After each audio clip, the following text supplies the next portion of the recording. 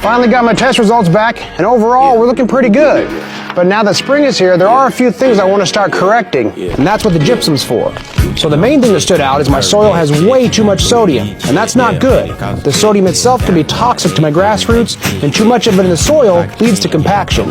And when it rains, the excess sodium causes the clay in my soil to swell and separate, finding its way into all the little pores throughout the soil structure.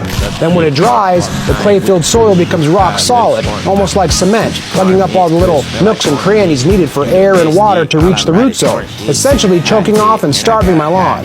Now the solution to this problem is throwing down a boatload of gypsum.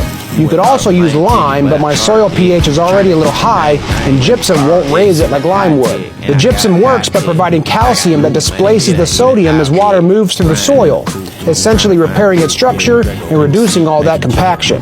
Now, unfortunately, we have hard water where I live, so we use a sodium chloride water softener, and that also goes through my sprinklers and onto my lawn every single time I irrigate. So I may need to add gypsum to my annual lawn care program. Alternatively, you can use straight sulfur if the calcium levels start getting too high. And my lawn's also pretty low in potassium and phosphorus, so I'll be factoring that in when choosing my next round of fertilizer for April.